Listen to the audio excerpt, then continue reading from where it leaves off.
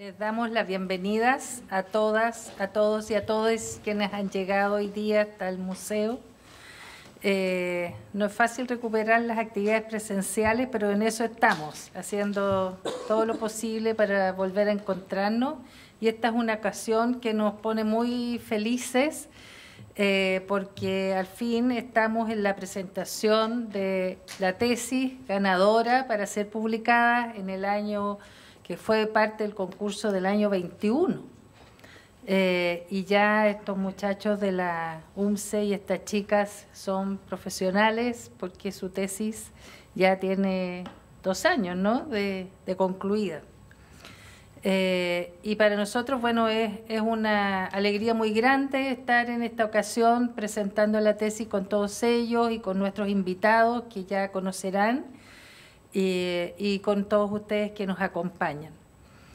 Voy a dejar para que les dé unas breves palabras y un saludo a nombre de nuestra directora Fernanda García, que no pudo estar hoy día con nosotros, a Magdalena Garretón, quien es coordinadora general del museo.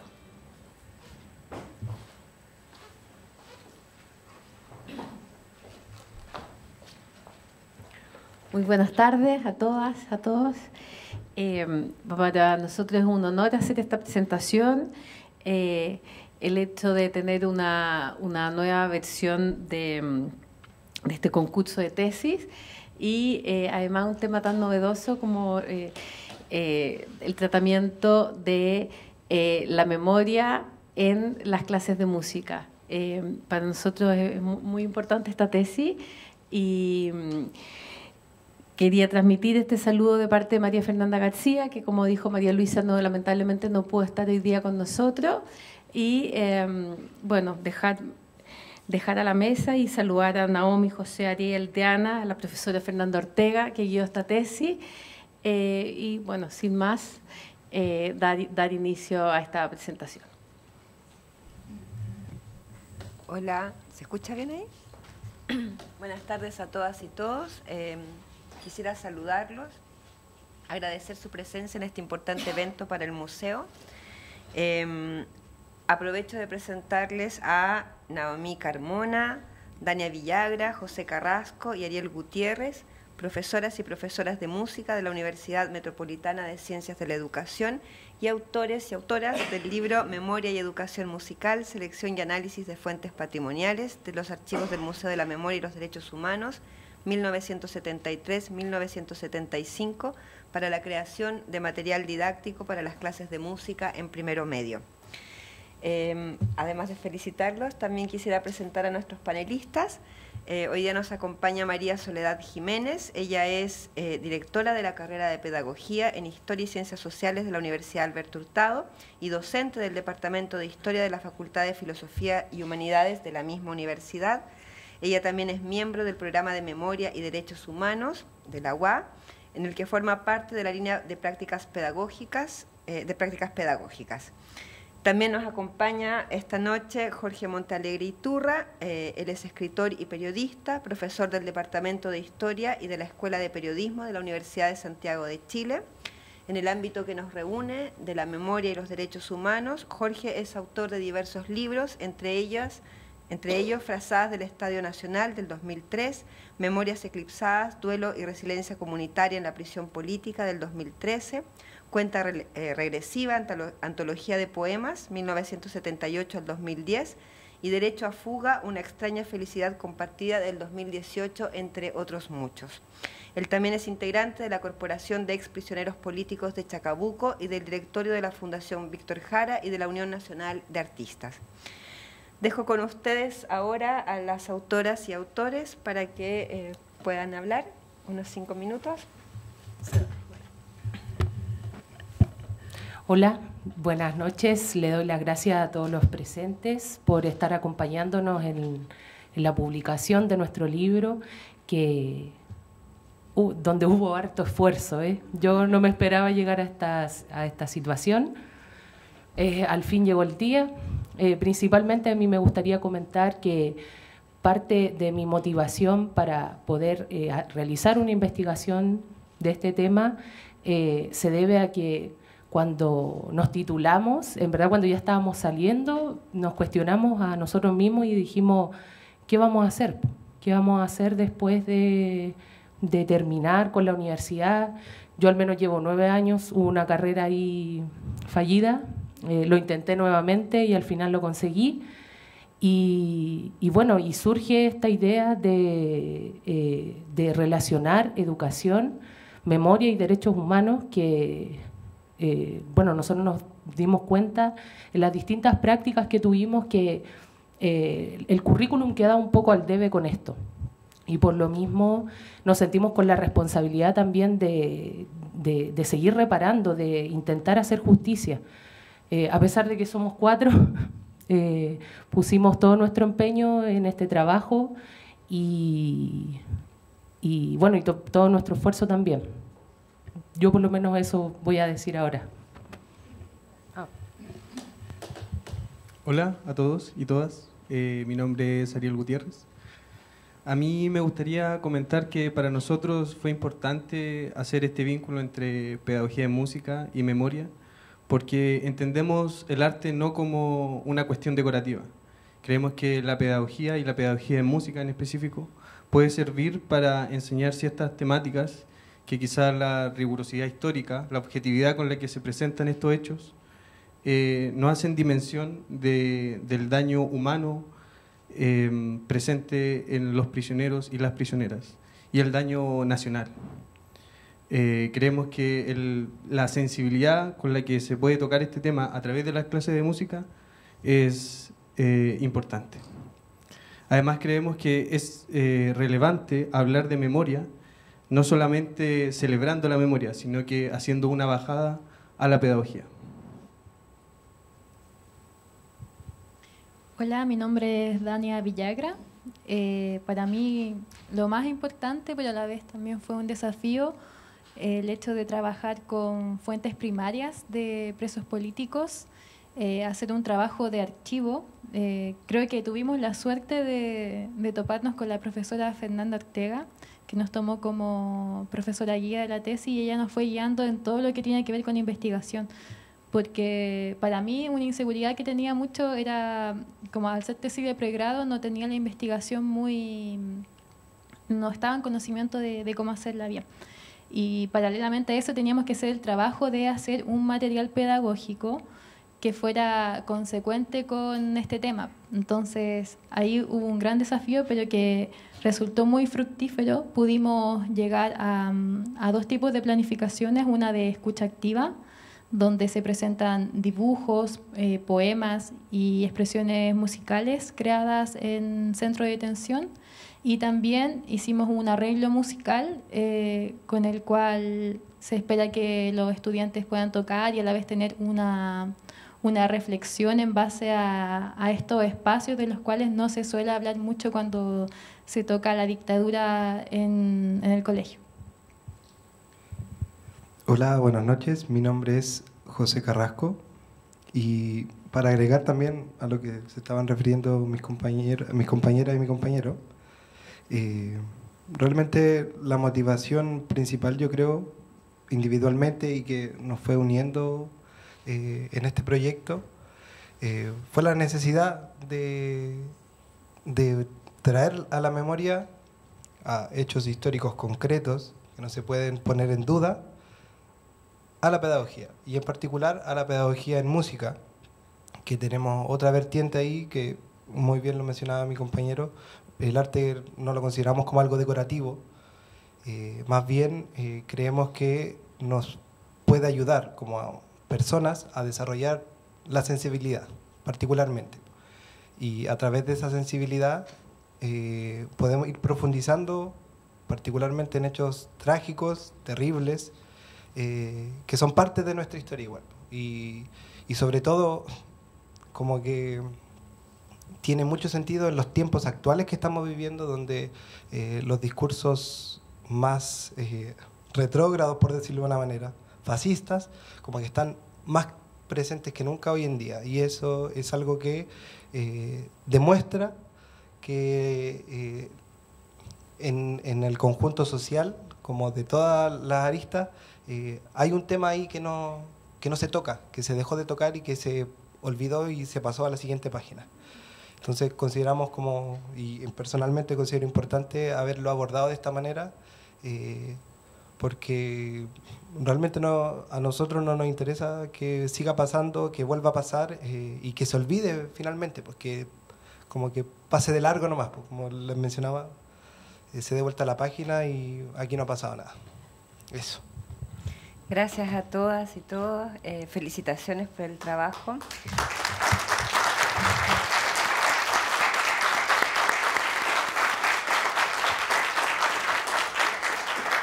Yo voy a pasar ahora la palabra a nuestros panelistas, pero aviso al público que después vamos a abrir una ronda de preguntas para que se animen, después de la intervención primero de María Soledad Jiménez.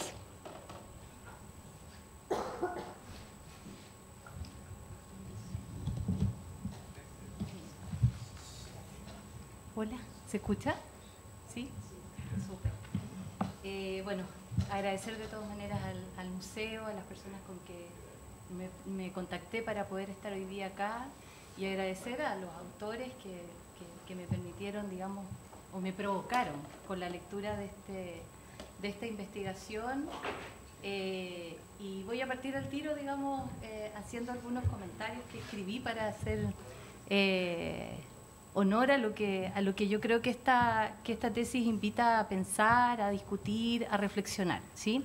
Y voy a partir por agradecer, ¿no? Agradecer varias cosas que yo encontré en esta tesis.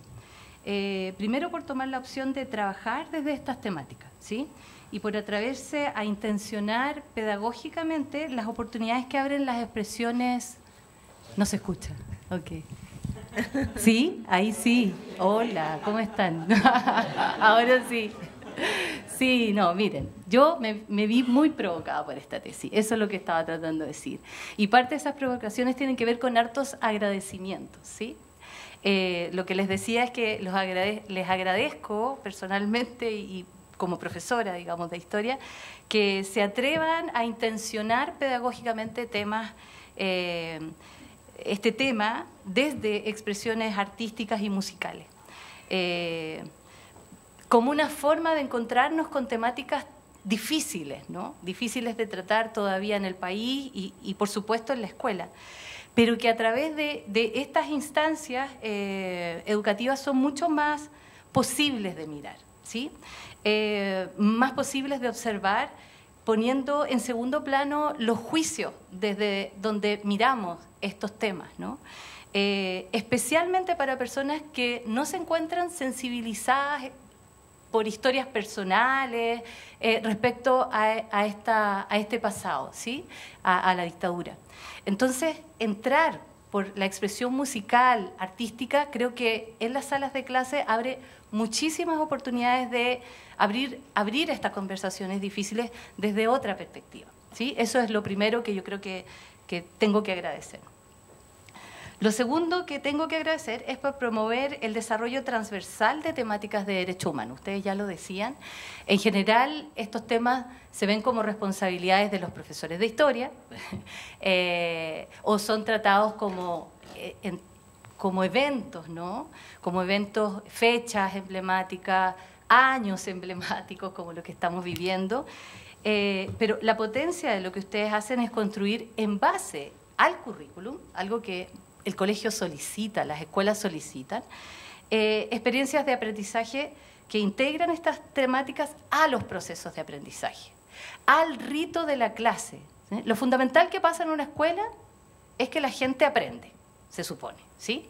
Entonces, incorporar estos elementos a la experiencia de las clases de música es fundamental. O sea, que no solamente pase en situaciones emblemáticas o en historia cuando trabajamos dictadura, sino que pase normalmente, regularmente, en las experiencias de aprendizaje de las distintas asignaturas. Y sabemos que eso es posible, ¿sí? Eso es lo otro que tenía que agradecer. También agradezco por trabajar con archivos, ¿sí? De expresiones artísticas de los centros de detención y prisiones políticas, como ustedes llaman al interior de la tesis, ¿cierto? Y hacer una selección amplia, ¿sí? No solamente las que están en la unidad en las dos unidades de trabajo, sino una serie de anexos que dan más posibilidades a los profesores de seleccionar material de acuerdo a su contexto. Y con el trabajo que ustedes hacen, invitan a los profesores a salirse del esquema de esto fue la dictadura, ¿sí? Sino que es una invitación a mirar estos documentos, a que los estudiantes se encuentren directamente con ellos, y como dice un autor que a nosotros nos gusta mucho, los que trabajamos en este tema de enseñar con los archivos, es Roger Simon, que dice ser tocado por el pasado, ¿sí? Es una invitación a encontrarse con este regalo terrible, también le llama, ¿sí? Pero finalmente un regalo en términos de la reflexión ética que les permite hacer directamente a quien se encuentra con ese documento, ¿sí? Y ese trabajo está hecho por ustedes, ¿sí? Y por fin, digamos, a través de ese tipo de propuestas, las propias narrativas de los estudiantes, que van a estar alimentadas por las narrativas, digamos, familiares, heredadas, las narrativas adultas, van a poder construir su propia narración, ¿sí? Conversando con estos documentos, conversando con estos actores que dejaron estos registros musicales, además, y bueno, y otros que ustedes incorporen.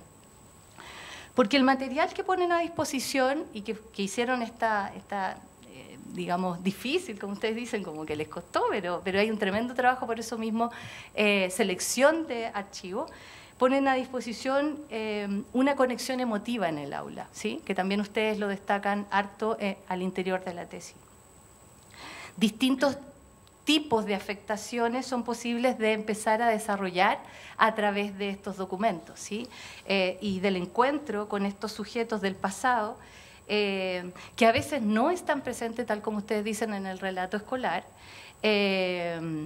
Se prima en la sala de clases la explicación predefinida por un texto escolar, por un adulto, ¿cierto?, por el contexto histórico, y en eso se priva o no se deja espacio para los sentidos que las personas le dieron a ese tiempo y a esa experiencia, ¿no? Este tipo de experiencia histórica que se expresan en los documentos se hace explícita en la propuesta que ustedes trabajan, ¿sí? La propuesta didáctica en sí, que como el área que a mí más me interesa y que me pareció súper interesante tener la disposición de poder leerla, en sí tiene elementos súper logrados, ¿sí? Pero también tiene hartos desafíos, creo yo, que no son solo de ustedes, creo que son compartidos por todos los que queremos trabajar en esta área, ¿no?, de la enseñanza de la memoria y los derechos humanos. Respecto a los logros, se desarrolla un tremendo trabajo de construcción de un guión didáctico que permitirá imaginar a muchos profesores, creo yo, rutas posibles de cómo llevar a la sala de clase, que es la pregunta que se hacen todos los profes. Ya, ok, pero ¿cómo hago esto? ¿Sí? ¿Cómo me imagino yo, que trabajo, no sé, en música, traer los archivos y poder hacer, como se dice hoy, un match, una relación, un vínculo real entre lo que se aprende en música y lo que se puede aprender a través de los archivos, de los documentos, ¿sí? Que no son estancos, separados, ¿sí?, que pueden comunicarse, y ustedes hacen ese esfuerzo de cruzar los ejes del currículum con los archivos documentales. Entonces, eso es súper interesante y yo creo que va a ser un aporte para muchos profesores que se sienten medios perdidos de cómo, jóvenes y viejos, se sienten medios perdidos de cómo elaborar algo en esta línea, ¿sí? Y también ustedes son muy cuidadosos de dos cosas, de ampliar, de tener una diversidad de fuentes, de espacialidades, no solo de una región, no solo de un lugar, no solo de una voz, y también de flexibilizar las posibilidades del docente, o sea, decirle explícitamente que cuando usted encuentre estas unidades también va a poder hacer con ellas otras cosas, de acuerdo a su contexto, ¿sí? Así que eso logro súper interesante. Los desafíos, lo que yo creo que se podría trabajar más y que son preguntas que me surgen a partir de su lectura, porque pienso que es un desafío que yo también comparto y que compartimos los que estamos tratando de pensar de otra manera esto, es que cuando abrimos la subjetividad de los procesos históricos, que es lo que ustedes también rescatan mucho en las conclusiones, en todo el trabajo, especialmente a través de la incorporación de archivos del registro de una multiplicidad de voces y situaciones del pasado que nos permiten escuchar directamente por qué estas historias fueron y son difíciles, por el contexto que sucedieron, por lo que provocaron en la vida individual y colectiva de los involucrados, creo que debiese intencionarse con mucha más fuerza también la subjetividad y la escucha de los que hoy están presentes en esa sala de clase, ¿sí? Creo que eso falta en estos trabajos, en general, en los que estamos haciendo hoy. Escuchar las réplicas que producen en la sala de clase, las voces que acaban, los registros que revisaron, la musicalidades que le pusieron a ciertas poéticas, ¿no? Bueno, creo que ahí hay algo que debiese de explorarse mucho más, ¿sí? Y que ustedes están súper conscientes, pero quizás no está tan presente como debiera. Está presente, pero no tanto. Preguntas como, ¿qué te pasa? ¿Sí? ¿Qué te pasa? ¿Qué te pasa cuando tú ves este documento, cuando lees cuando escuchas esta canción? ¿Qué emociones te despierta y por qué crees que te despierta esa emoción? No solo saber la emoción, no es solo traer la emoción para que esté ahí, sino porque la emoción, y eso la literatura en el área también lo indica hoy, la emoción es el vehículo para poder abrir interpretaciones, ¿sí? Uno piensa, pero también siente. No hay que separarlo, ¿sí? ¿Qué quieres preguntarle a estas personas? ¿Qué le preguntaría? ¿Qué te pasa a ti cuando escuchas la letra en esa melodía y en esas canciones, ¿sí? que traen los documentos? Creo que debería ocupar un lugar más relevante y ahí se abre una pregunta para todos los que estamos en este esfuerzo. La pregunta central de la tesis, elaborada por este equipo, que fue cómo generar un apoyo didáctico para las clases de música que vincule memoria y educación musical, está súper contestada, ¿sí? Y yo creo que va a ser una gran invitación para muchos profesores. Y los desafíos tienen que ver con que podamos involucrarnos y trabajar de manera común en estas preguntas que se nos abren y también probarlo en aula, que me imagino que ustedes tienen historias que contar, porque ustedes ya están en ejercicio, esto se hizo el 2021. Probarlo en aula va a ser una gran experiencia que seguramente va a traer otros escritos y otras posibilidades de seguir conversando. Así que eso, gracias.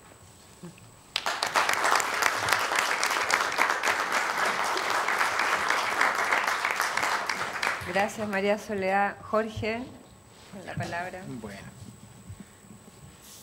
Bueno, muchas gracias por la invitación.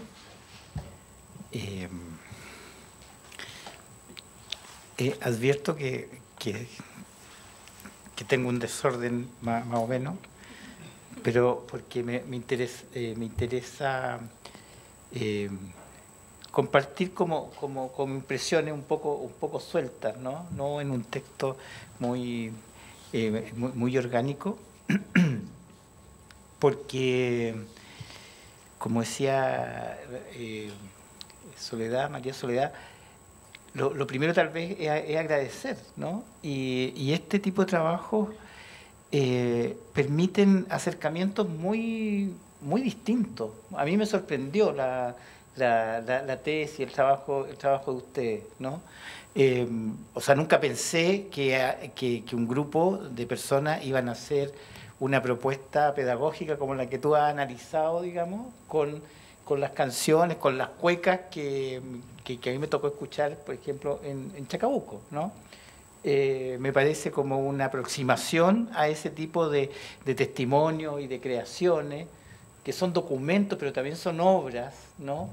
En fin, entonces yo, en nombre de mis compañeros que estuvieron ahí en esas cuecas, como objeto o como creadores de las cuecas, yo le agradezco esa atención, esa dedicación y ese compartir con generaciones que no vivieron esa experiencia, ¿no?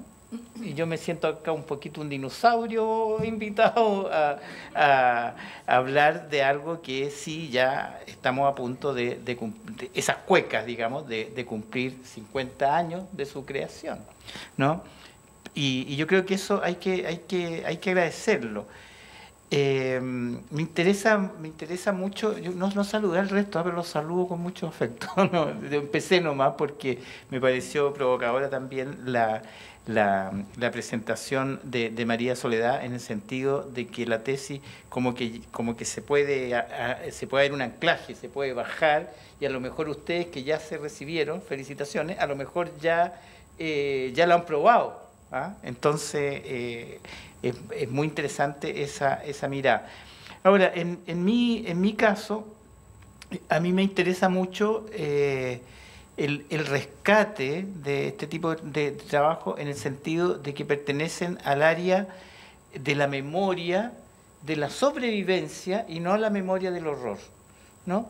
Porque todo tiene su momento, y hubo momentos en que las prioridades políticas de solidaridad, de exilio, de compañeros y compañeras que están desaparecidos, etcétera, nos decía eso como un cierto sentido común político. Saben, no hablemos de que hacíamos cueca en el campo de prisioneros, no hablemos de que hacíamos poesía y de que hacíamos chistes, ¿no? Y hablemos de la tortura. Ahora, las dos cosas son ciertas, había tortura y había chistes, ¿no? Entonces, yo creo que está suficientemente acreditado, y para qué decir acá en el Museo de la Memoria, esa memoria del horror, y están los documentos que han acreditado eso, ¿no?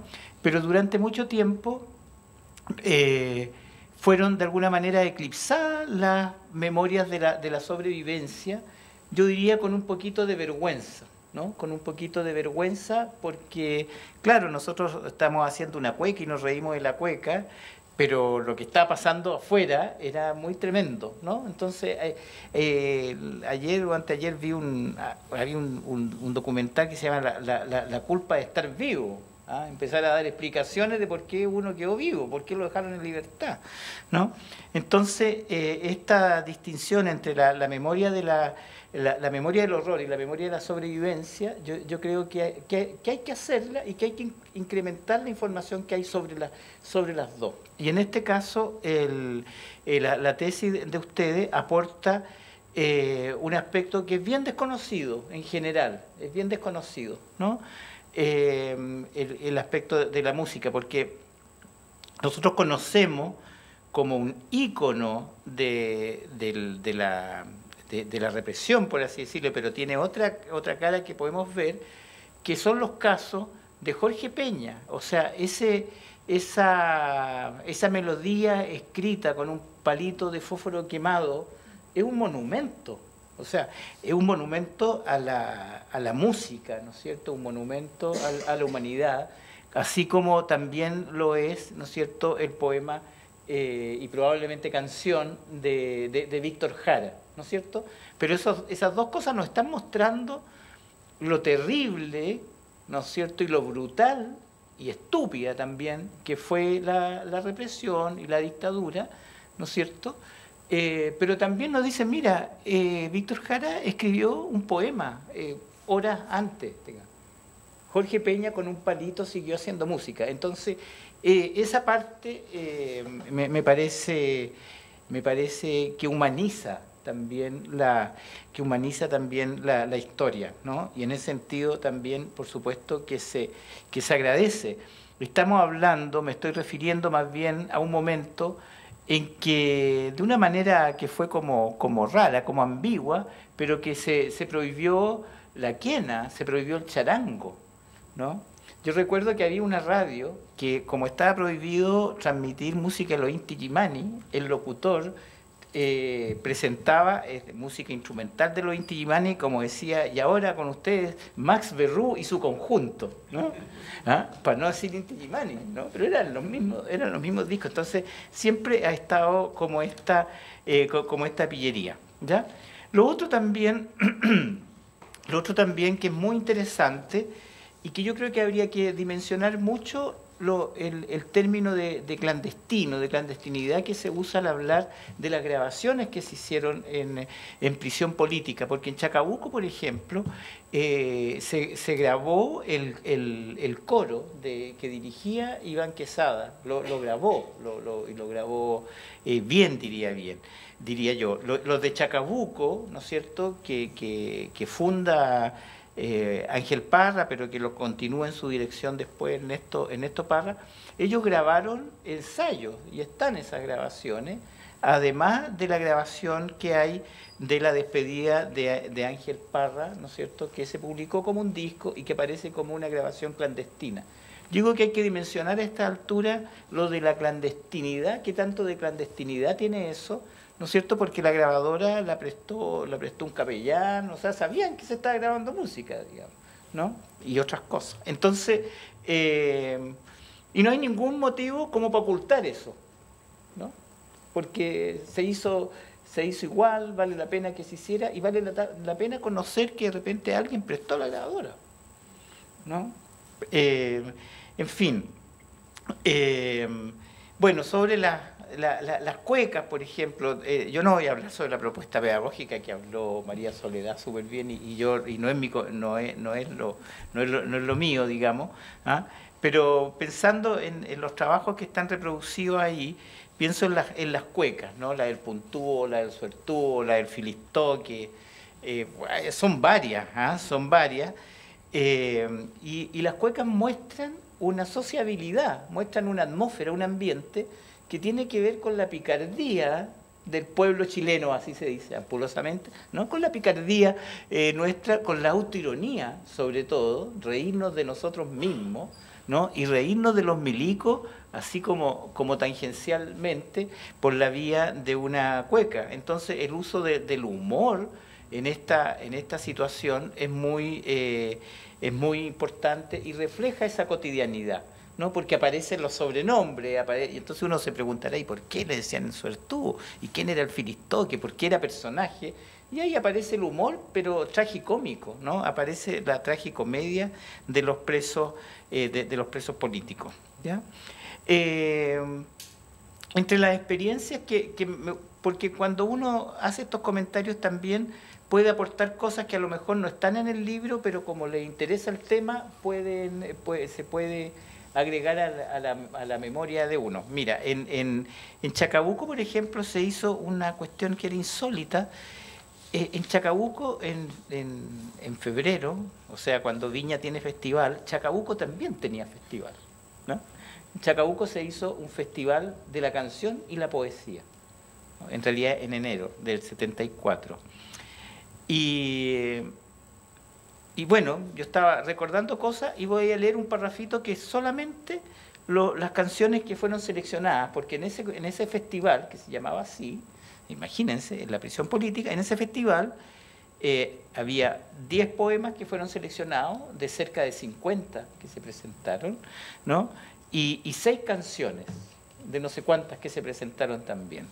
Entonces, les leo esto como para que se hagan el panorama de qué tanto tenía que ver la canción con eso, además de los Ángel Parra y además de lo ya conocido.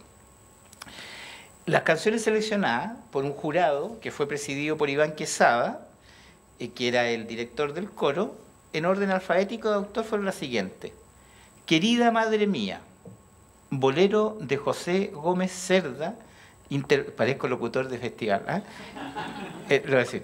Querida Madre Mía, bolero de José Gómez Cerda, interpretada por su autor, acompañado por Patricio Hermosilla en la guitarra. El mismo Hermosilla interpretó su propia canción Viento Errante. Los picantes le decían el viento errante, pero se llama Viento Errante. El elefante sin orejas, polca infantil con letra del periodista Guillermo Torres y música de Santiago Cavieres, interpretada por Víctor Canto y Julio Vega. Carta de un niño, de Rigoberto Violo Vergara, interpretada por él mismo y acompañado en acordeón por Manuel Flores, con quien formaba el Dúo del Valle.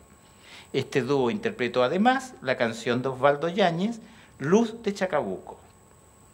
En fin, Se puede apreciar que el recuerdo de la familia, especialmente los niños, tuvo una gran presencia tanto en los poemas como en las canciones presentadas al festival. Y me acuerdo también que uno de los poemas, digamos, ganadores entre comillas, porque se seleccionaban 10 sin que fuera competitivo, todos tenían el mismo estatus, ¿no? Exequo, ¿no? Uno de esos poemas, por ejemplo, lo musicalizó Payo Grondona, cantante, cantautor, ¿no? de la nueva canción chilena, ¿no? En fin, entonces, terminando ya, porque me parece que me alargué, pero terminando, diría que uno de los objetivos que ustedes plantean, que se plantea, digamos, en la tesis, es recordar para no repetir, ¿no es cierto? Que me parece bien, por supuesto, estoy de acuerdo, me parece loable respecto del asesinato de Víctor Jara, respecto del asesinato de Jorge Peña, ¿no?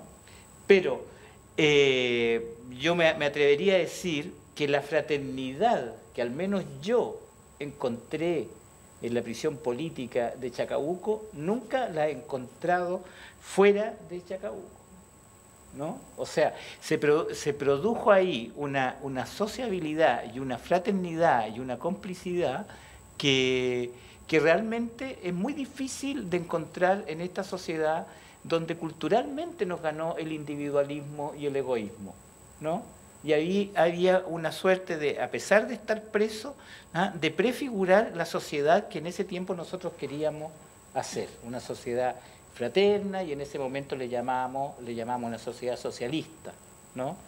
Una sociedad comunitaria también. Entonces, en fin, debo destacar, por supuesto, el valor de la preservación de esto. Acá en el museo hay un cuaderno de unos compañeros que transcribieron el diario mural de Chacabuco, y en el diario mural se publicaban las letras de las canciones, los poemas, qué sé yo. Entonces poder tener acceso a eso es valiosísimo, si no, ¿cómo? ¿No? Si no, ¿cómo? ¿Ah? Entonces están las grabaciones, ¿ah? Y está el esfuerzo de ustedes de meterse en eso, de que no sea letra muerta esas transcripciones. Esas transcripciones eran para que en ese futuro, un futuro que ya llegó, ¿no es cierto?, se leyeran y significara algo, ¿no? Entonces, preservar y transmitir con fines didácticos, ¿no es cierto?, donde la música sea un elemento más para el conocimiento y reconocimiento de la capacidad de resiliencia comunitaria, diría yo, que tenemos las personas. O sea, nos dignificamos en la creación artística y en su difusión, donde la música nos va a servir, es un buen pretexto, con todo el respeto que le tengo a la música, digamos, ¿ah? Pero eso, o sea, los temas que nos humanizan, yo pienso que hay que llevarlos al aula, y yo lo agradezco mucho. Y para terminar voy a leer un poema que está en el libro, y que de alguna manera ilustra ese sentimiento, esa atmósfera fraterna, ¿no? y de compartir, etcétera. No solamente la música, los poemas, los tallados, las pinturas, sino que también otras cosas que este mismo poema lo ilustra. Un poema que se llama La manzana, que es de Rolando Rojo Redolés. Dice: el compañero Araya estuvo de cumpleaños. Recibió de regalo una manzana, la puso sobre la mesa, le contemplan en silencio. Su rojo color era una gota de sangre en la aridez del desierto. Su perfecta redondez del planeta solitario era como nuestras esperanzas. Su adivinado sabor era como volver a estar en casa con los hijos. El compañero Araya la partió en 6 rebanadas y la comimos en silencio y bajo el sol. Muchas gracias y felicitaciones.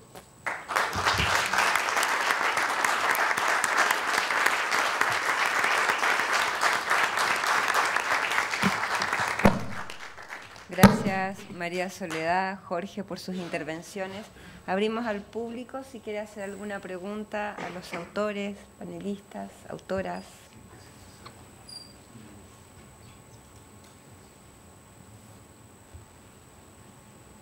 ¿No? ¿Nadie se anima? ¿Sí? Por favor. Sí, hola, Ay. no es una pregunta la que yo quisiera hacer. ¿Viene un micrófono? Hola, sí. Gracias.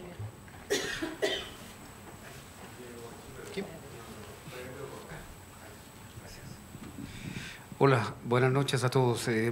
No es una pregunta la que yo quiero hacer, porque algo más o menos he conversado, yo soy parte interesada en este asunto, uno de mis hijos es los que están ahí, uno de ellos es mi hijo, sino que quisiera hacerles una observación a ellos, en el sentido de que la enorme alegría que siento yo como papá de que mi hijo esté participando ahí, pero no tan solo por él, sino que por los cuatro que hicieron este tremendo trabajo, porque ellos no vivieron esto.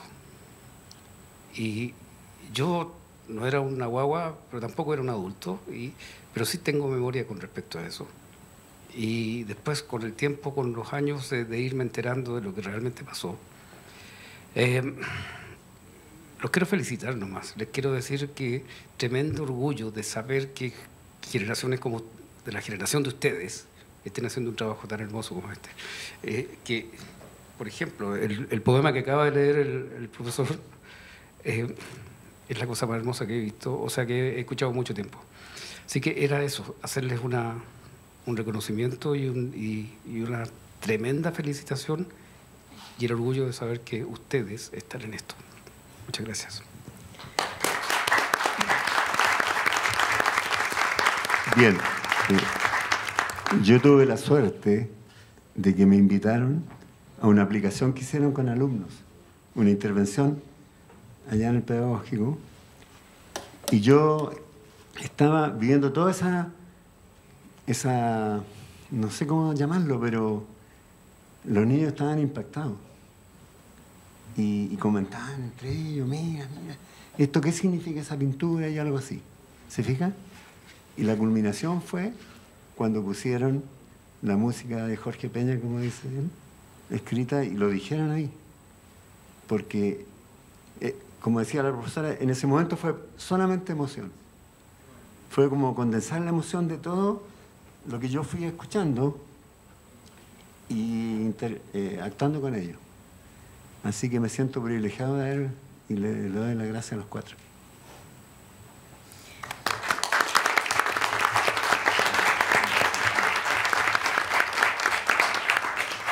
Gracias. ¿Alguna pregunta? Ahí. Sí, bueno, también quiero agradecerle a la profesora, disculpe, que fue la conductora, y mencionar que el profesor Pancho Astorga le inició esto, y también le agradezco a los chicos que me invitaron a su funeral, yo lo conocía desde antes, y un maestro. Gracias. Tenemos una pregunta ahí atrás también.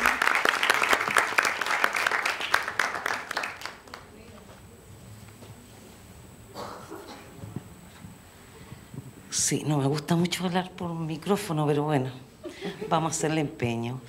Sí, yo también soy parte interesada, tengo a mi hija ahí adelante, estoy muy orgullosa de ella y de los cuatro, porque los conozco a los cuatro. Pero a mí me gustaría enfrentarlos a lo que vivimos hoy en día, ¿ya? La verdad es que es difícil estar en aula, es muy difícil. Hoy en día hay un cuestionamiento, y un cuestionamiento generalizado, cuando uno trata la historia como es la historia, ¿ya? A mí me preocupa mucho de que pierdan este espíritu. Necesitamos jóvenes como ustedes. Creo que uno en el caminar, cuando ya uno entra al aula, comienza el trabajo, el día a día, ¿no es cierto?, deja de romper estas barreras de cuando uno es joven y tiene estas utopías, ¿ya? Y creo que estos temas son tan importantes, llevar a nuestros jóvenes a conocer esta historia y no otra. creo que implicaría cambiar un país. Por lo tanto, yo quisiera preguntarles a ustedes, ¿ya? Yo sé que pareciera que uno de ustedes o dos, no sé, están trabajando en estos momentos. ¿Con qué dificultades se han encontrado para poder hablar dentro del aula como se debe hablar? Porque las cosas hay que decirlas como son, ¿ya? A mí me gustaría saber las experiencias que ustedes han vivido hoy en día en el aula y si han encontrado estas barreras que son terribles en el caminar, ¿no? Porque yo lo vivo a diario, ¿ya? Yo lo vivo a diario y creo que ha implicado de repente que todo el mundo te quiere echar de un establecimiento. Porque el decir la verdad, la gente no está preparada para que le digan la verdad. Pareciera que esto lo ocultan, ¿ya? No, ellos no ven la agresión en sacarle los ojos a las personas. Entonces, lamentablemente, detrás de estos estudiantes hay padres y apoderados. Y debiéramos empezar a hacer clase a los padres y a los apoderados también, porque ha costado mucho cambiar esta realidad. Y yo me siento con la esperanza cuando los veo a ustedes de que vamos a tener profesores dentro del aula que podrán de alguna otra manera conversar, socializar sobre lo que ocurrió en este país, ¿ya? Y me da la esperanza de que ustedes mantengan esto, y por eso les pregunto, ustedes ya están en aula, ¿qué dificultades han tenido frente a esto? Gracias. ¿Quién se anima aquí a responder? Yo estoy en aula, hasta el momento lo que más me ha dificultado, yo creo que son los padres, ¿cierto? Hay una especie de como falso pacifismo, yo diría, de que no hay que tocar ese tema otra vez, cuando en verdad es algo que se tiene que visibilizar para poder entender de que las violaciones a los derechos humanos no se puede volver a repetir en este territorio.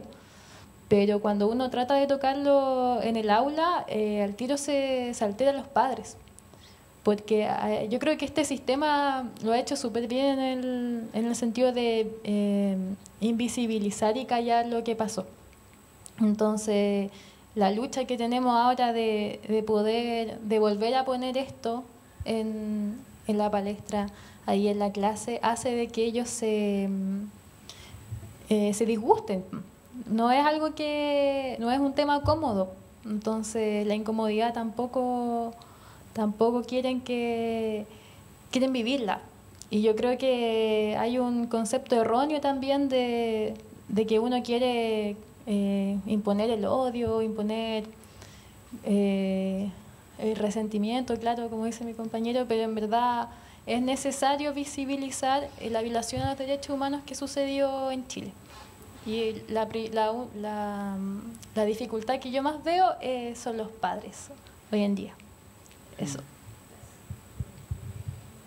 Por mi parte, yo también estoy en aula y agregando a lo que dice mi compañera, principalmente sí, son los padres apoderados, que claro, uno lo entiende y no sé, o sea, no sé si es empatizar la palabra, pero uno quizás logra entender el contexto de que son consumidores, por ejemplo, de los medios de comunicación que ejercen como un rol fundamental en la desinformación, y me refiero a los grandes medios de comunicación, que relativizan, por ejemplo, como lo decía la colega,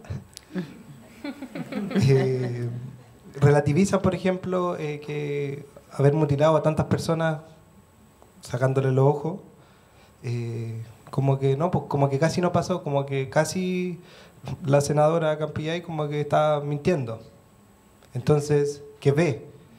Entonces, particularmente podemos entender que el público que consume los medios de comunicación también está bien en los, o sea, el que más se ve en las escuelas públicas también. Como que aquí con la compañera trabajamos en escuela pública y podemos visualizarlo. Lo otro que yo agregaría también, que son también el caso más generalizado, salvo casos puntuales de colegas, tiene que ver con el rango etario, finalmente. Como que los profesores que llevan muchos años ejerciendo también se resisten, también vienen desde incluso vivir también la dictadura, y tal vez les genera un rechazo, el hablar de violación a los derechos humanos como que les perturba, como que no, algunos se asustarán, otros lo niegan, pero también una dificultad es como con los mismos colegas, al fin y al cabo, donde uno comparte en la sala de profesores. Porque hay ciertos temas que no, porque que incomodan o que no van a hablar o que van a estar diciendo todo lo contrario, tal vez a lo que uno intenta plantear de una manera respetuosa también. Yo lo agregaría sí con resentimiento, pero claro, en el aula no le podemos agregar eso, pero uno lo siente igual. Entonces, inclusive de la manera más diplomática para tratar estos temas, aún así se les trata de echar tierra entre los mismos profesores y los apoderados también. Eso. Gracias. Igual, me gustaría agregar algo, que igual nosotros hemos tenido experiencia haciendo actividades relacionadas con la tesis y los estudiantes entienden muy bien el tema. De hecho, cuando hicimos intervenciones con estudiantes de enseñanza media, muchos eran venezolanos y nos compartían sus experiencias también desde lo que vivieron en su país. Entonces, también nos damos cuenta que es un tema que se puede tratar y que lo entienden muy bien también los estudiantes. No. Gracias. Gracias a todos por sus preguntas, intervenciones. Ha sido un encuentro muy enriquecedor. Los invito ahora a escuchar una presentación musical. Se va a interpretar la canción Se escucha muy lejos del conjunto Bellatrix, compuesta para el Festival de la Canción en el Campo de Prisioneros de Ritoque, como recordaba el profesor de los festivales, de 1975. Gracias a todos.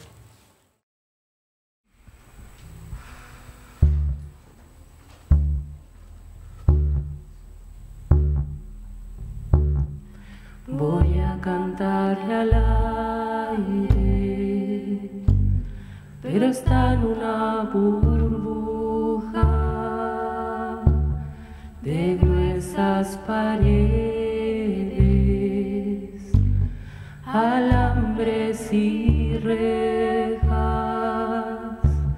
Quisiera cantarle a los niños que corren y duermen.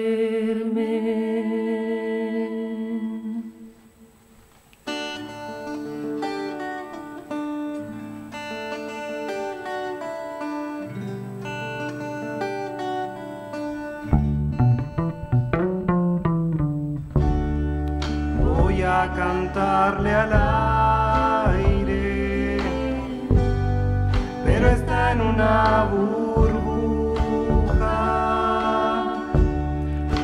gruesas paredes, alambres y rejas. Quisiera cantarle a los niños que corren y duermen, que botan riendo castillos de arena, que botan riendo castillos de arena.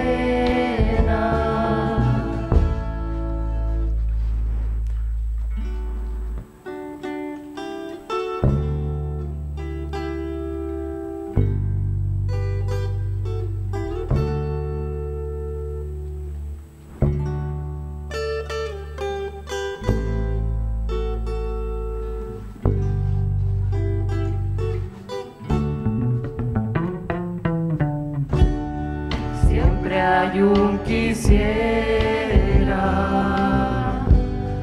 que intenta volar,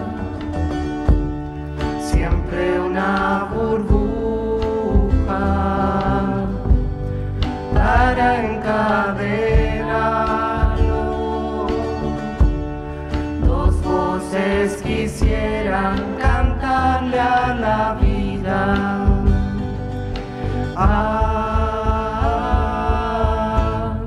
Se escucha a lo lejos el rumor de un niño, es el rumor de un sueño, se escucha a lo lejos.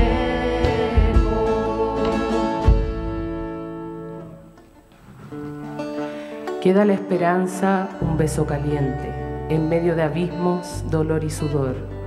Quedan los recuerdos, pálida sonrisa, en medio de voces que mandan a callar.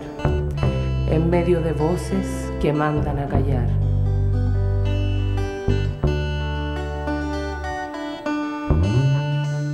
Son muchos quisieran, tanta la esperanza, tanto los temores, los besos al aire, que un grito muy ronco, de muchas gargantas, rompe las burbujas, surca los espacios. Se escucha a lo lejos el grito y los niños, el ruido del sueño se escucha muy lejos. Se escucha a lo lejos el grito y los